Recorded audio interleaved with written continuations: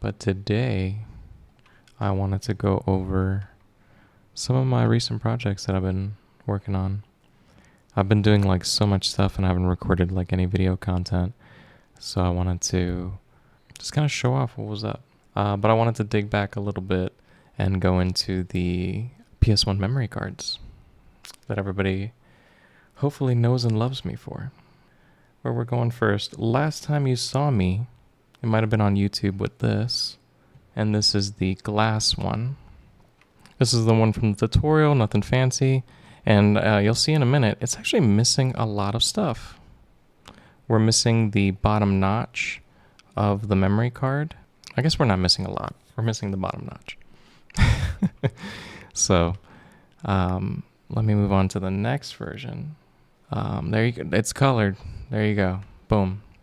So these were the colored versions, and these were colored versions based off of the glass one. So you can still see missing the bottom notch on the bottom there. But I guess let me take a look at the shader real quick because someone might be interested in that. I did something kind of cool with these that I thought was interesting. Basically, with these, instead of doing the refraction shader, I tried to create a kind of like plastic kind of shader. And that was done by, let me take it all the way over here. Principled BSDF. Standard. Nothing too crazy there. But what happens really is the color here, you can see that we mix in a couple of different things here. We have the sticker text that we have to show. So that's this albedo map that we have over here, where it's basically just the PlayStation logo, the memory card text, and I think that's it. I think I can show you these. Yeah, the albedo is basically just like any text you see on the card is just visible like here and stuff. And then there's like a noise texture that creates this kind of like plasticky effect. You can see it when I get really close. Let me make it a little bigger for you all. But it's basically like a couple of noise textures mixed together to create this. It almost looks like wood when you get really, really close. But my goal was just to kind of make it kind of circular, kind of like plastic, not bubbles, but just like that indentation of just like the formation of the plastic against the mold.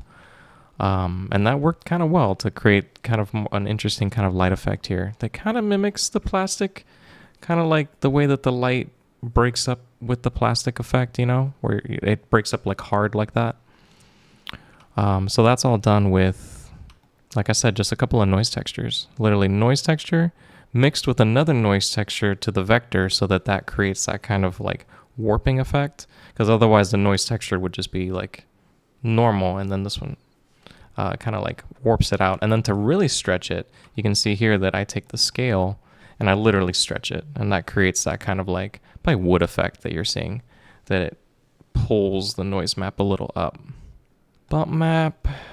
And the cool part was the color. So here you can see that I mix in the sticker sheet thing, whatever, the text, but it's mixed in with this color here that comes from this texture that I created. I basically went in Photoshop and I eyedropped the each memory card picture so that I can have the most accurate like hue matching that I can find, kind of, even though it's altered by the photography.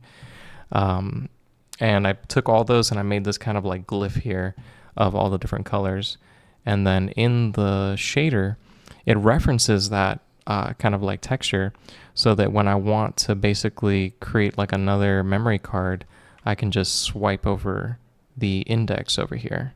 And this index basically represents like one slot of the thing, or like a sliver of it really. So I can go and it's a little, there you go. It's a little hard to see. I'll go slower because it's like, it's harder to see on a stream. But it was cool. I should do an animation at some point, I guess, to show this off. But like, you can basically just transition between all the different colors,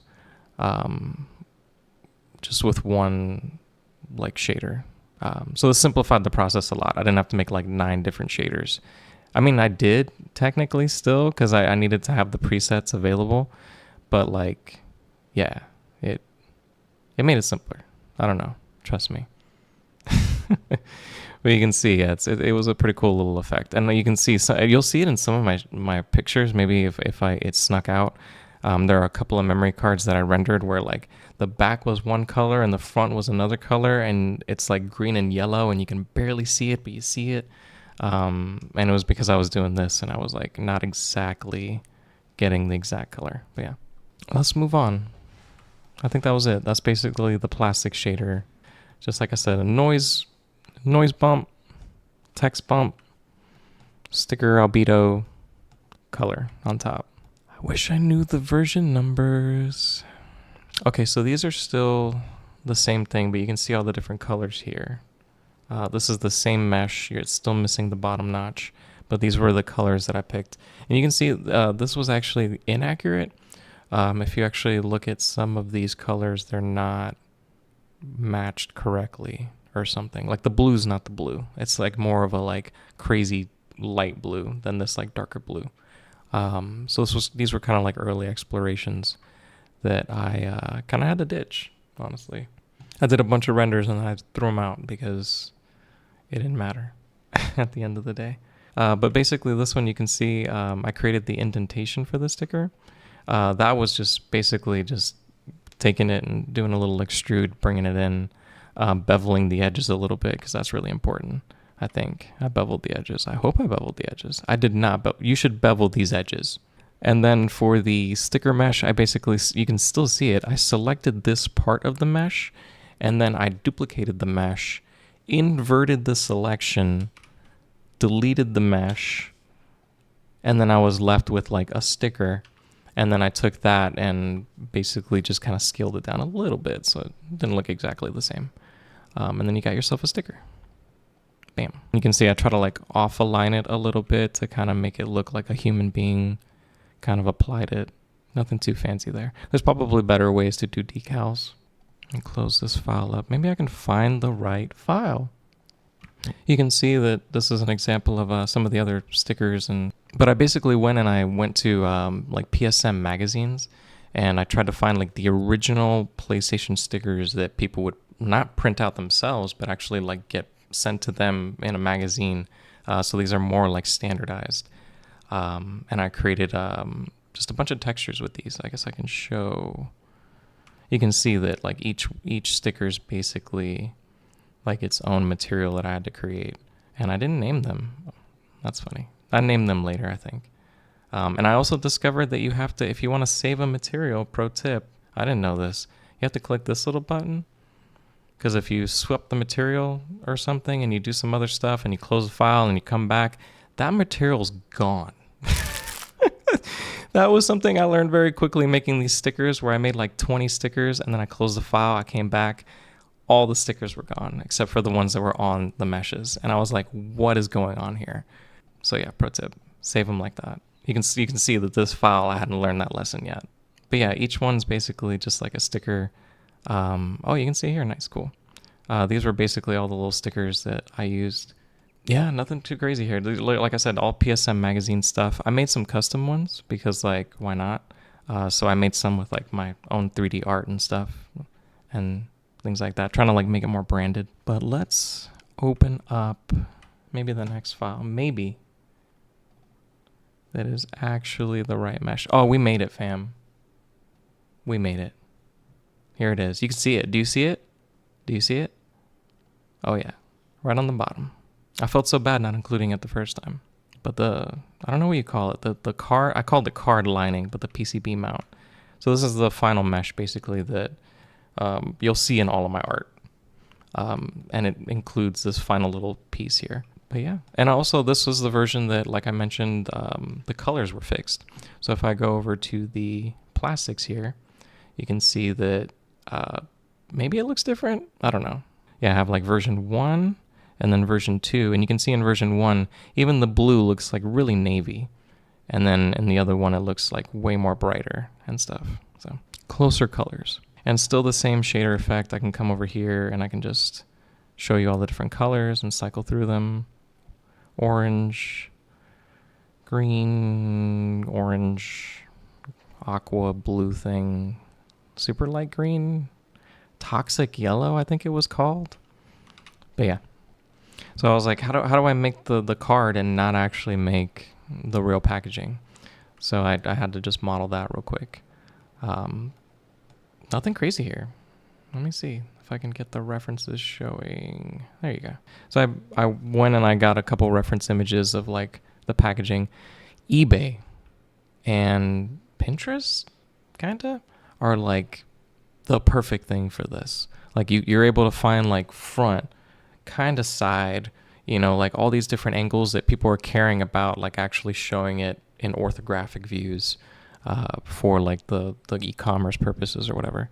And you're able to pull like images like this where there wasn't much work after this, man. You just go, and even designing it, like I was basically able to like just put a mesh down, like I said, like model a little bit of the plastic, come in, whatever. I kind of had another shot that I knew that like I had to bring the lip up, whatever. And then I put the memory card down, obviously, and I shaped it around it. But even creating the card inside and stuff, that was just me just going in Photoshop and bringing in the reference image and just laying down the PlayStation logo right exactly on top of the reference image. It was like pretty easy. Like the text, like I literally just picked a font that looked really, really close. I think I went with like maybe Open Sans or something. And yeah, just it worked really well. I think this version is one of the early versions because it features, I think, the wrong cards. And I think I made versions for like each actual color. So if I come here, I have cards for gray. There's one like island blue. There's like a variant for like each card color. Yeah, nothing too crazy. Like I said, just this material I think is just a really basic, transparent BSDF mixed with a principled BSDF. That creates a kind of like, it's not glass, because glass like has like a certain like the way light shines through it and stuff and splits it and things like that, whatever, like even refractiveness, which is another shader. But transparent, it gives you just like kind of like more of just opacity, which is nice. And then I kick up the roughness just a little bit on the other one, and it gives you just that little bit of like just plastic texture that you would get, just not fully, what do you call it? Like glass, like glass would be fully, not rough. Nothing too fancy with that one. Let's get into the geonodes. Those were fun.